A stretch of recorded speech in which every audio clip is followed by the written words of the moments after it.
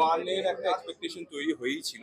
তখন থেকে এরকম একটা অপেক্ষা ছিল, কৌতূহল ছিল যে গল্পটা বোধহয় শেষ হলো না, এরপরে কি হতে পারে। রক্তবীজ 2 সেই গল্পটাই বলে। আমরা রক্তবীজ 1-এ 2013-14 সালের একটা ঘটনা দেখেছিলাম, তার 5-6 মাস পরের ঘটনা আমরা রক্তবীজ 2-তে দেখতে চলেছি। এবারের ব্যাপ্তি, এবারের থ্রিল, এবারের উত্তেজনা আরো অনেক বেশি।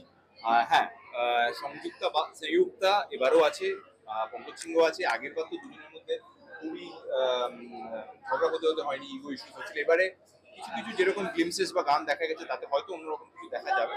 তবে আগের বারের মতোই আমাদের সিনিয়র অভিনেতা যারা ছিলেন তারাও এবার আছেন, অন্যান্য অভিনেতারাও আছেন। এইবারে আরো বেশি করে আমরা অঙ্কুশকে পাবো। গতকাল থেকে যা ফিডব্যাক পাচ্ছি তাতে আমি বলেওছিলাম অঙ্কুশকে যে ছোট ভাই এবার আরো বেশি নাম হবে, তো খুব ভালো কাজ হয়েছে।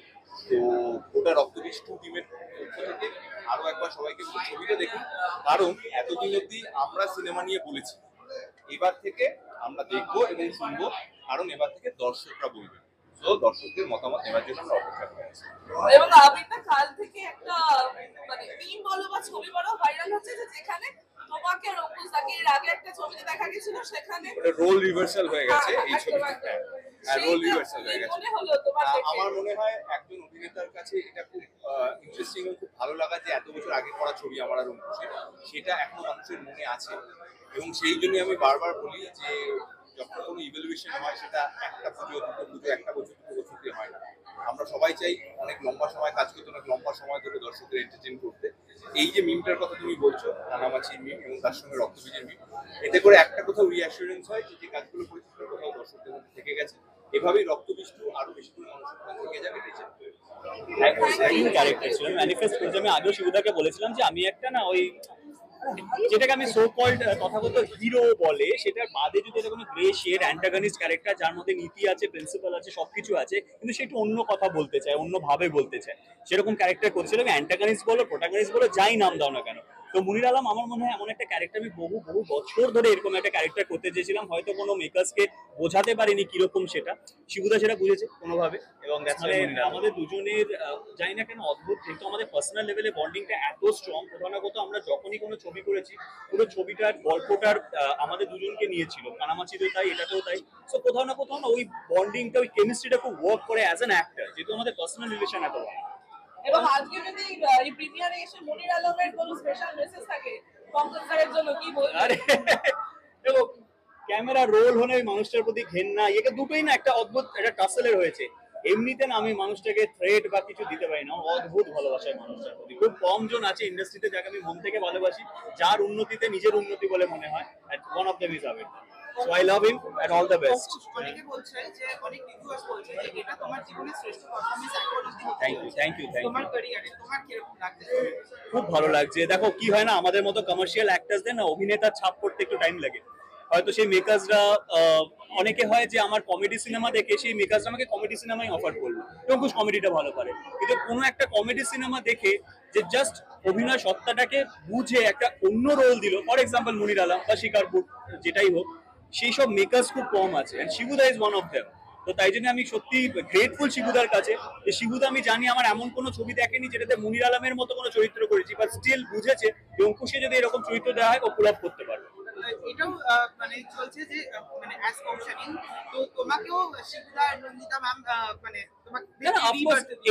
অবভিয়াসলি সবার একটা সেকেন্ড ইনিংস দরকার লাগে, এন্ড আমি এটা অলওয়েজ বলি যে আমরা যতই বলে নিই এ হিরো, ও স্টার, ও হ্যান, ও দ্যান, ফিল্ম ইন্ডাস্ট্রি বা film making is a directors medium. ডিরেক্টরের ভিশন দিয়ে আমরা দেখি। হতে পারে আমাদের অনেক ট্যাগ লাগতে পারে, কেউ হিরো, কেউ স্টার, কেউ এই, but it's a director's medium. তো ডিরেক্টর যদি তোমাকে বুঝে সেই সুযোগ না দেয়, you can never become something. এবং অঙ্কুশদার সাথে সাথে আরো 3টে সিনেমা রিলিজ করেছে, তোমার কি প্ল্যান রয়েছে বাকিগুলো দেখতে যাওয়া হবে? অবশ্যই অবশ্যই দেখবো, আমার প্ল্যান সত্যিই আছে। বাকিগুলো ক্যামেরার সামনে বলে বলছি না, সত্যি দেখার প্ল্যান আছে। কারণ আমার সব থেকে এটা ভালো লাগে, পুজোর সময় বাংলা ছবি নিয়ে চর্চা হয় তো। আর আমি এটাই সবসময় বলবো, এই লড়াইটা 1 নম্বর 2 নম্বর আসার লড়াই নয়। প্রত্যেকটা প্রডিউসার একটা সার্টেন অ্যামাউন্ট প্রত্যেকটা ছবিতে ঢেলেছে, ইন্ডিভিজুয়াল প্রডিউসার, তারা যেন সত্যি বলছি একটা বড় লাভের অংশ তারা ঘরে নিয়ে যেতে পারে, সেটা সেটা যে অঙ্কই হতে পারে। তো এইটা হচ্ছে সব থেকে আমাদের মূল মোটিভ হওয়া উচিত, যাতে কোনো একটা পুজোতে হয়তো রোজ আকার 2, রক্তবীজ 3, দেবী চৌধুরানী 2, যতকাণ্ড কলকাতায় 2, আবার যাতে ক্ল্যাশ হয়, যাতে সবকটার পার্ট 2 হতে পারে, যদি এত সাকসেসফুল হয় প্রত্যেকটা ছবি। সত্যি কি ফেমাস কি বলে সবটা মিলিয়ে আর সবটা মিলিয়ে এবং 4টে ছবি রিলিজ করেছি, 4টে পার্টনারশিপ সামনে এবার পুজোর মরশুমে যেভাবে খাওয়া দাওয়া ঘোরাফেরা ঠাকুর দেখা সব কিছু সাথে রয়েছে বাংলা সিনেমা সকলকে জানাবো অনেক অনেক শুভেচ্ছা সবার ডেফিনেটলি যেটা না হলেই না যেটা না হলেই না সেটা তো বড় আছে অনেকই ফোকাস করে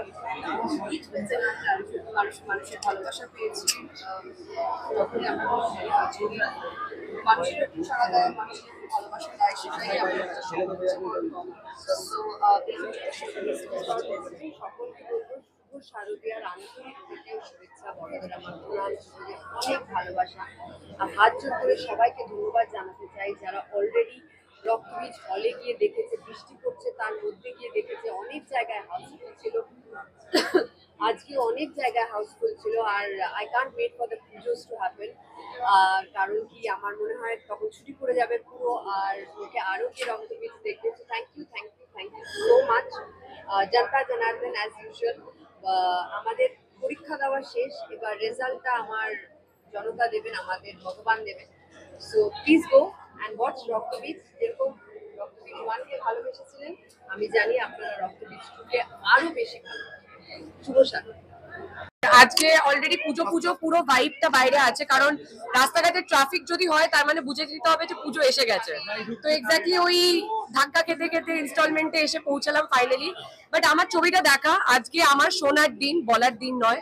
আমি সবার থেকে শুনতে চাই যে সবার কেমন লাগছে তো ওই প্রতিক্রিয়াটা পাওয়ার জন্য আমি ওয়েট করছি হিসেবে তো অবশ্যই সবার মন কিনেছিল এবার আয়েশা হিসেবে সকাল থেকে আমি জানি না আমি কতটা মন কাটতে পারবো কিন্তু আমি আমার চরিত্রটা নিয়ে আর আমার পরিচালকের ভিশনের ওপর প্রচন্ড আত্মবিশ্বাসী কারণ তারা আমাকে বলেছে যে হল থেকে যখন সবাই বেরোবে তোমার চরিত্রটা সবাই মনে রাখবে আয়েশা হিসেবে তো আমি সেই কথাটার উপর বিশ্বাস রেখেই আর কি ছবিটা করেছি এবার দেখা যাক দর্শক আমাদের ভগবান কি বলে তারা দেখা যাক খুব ভালো লাগছে যে হাউসফুল দেখতে পাচ্ছি আর পুজো এর থেকে আর বেশি পাওনা কি হতে পারে ছবি যদি অডিয়েন্স হল ভরে দেখে তাহলে তার জন্যই ছবিটা তৈরি করা তো আমাদের কাছে সেটাই সব থেকে বড় পুজোর গিফট আর দেবী লুকে দেখতে পাওয়া যাচ্ছে মানে দারুণ ও দেবী লোক ও মাই গড আমি জাস্ট জানি আমি একটু সাজতে ভালোবাসি পুজো এসে গেলে তো আটকানো যাবে না আর আজকে আমার ছবির প্রিমিয়ার সজনা তো বানতা হ্যায়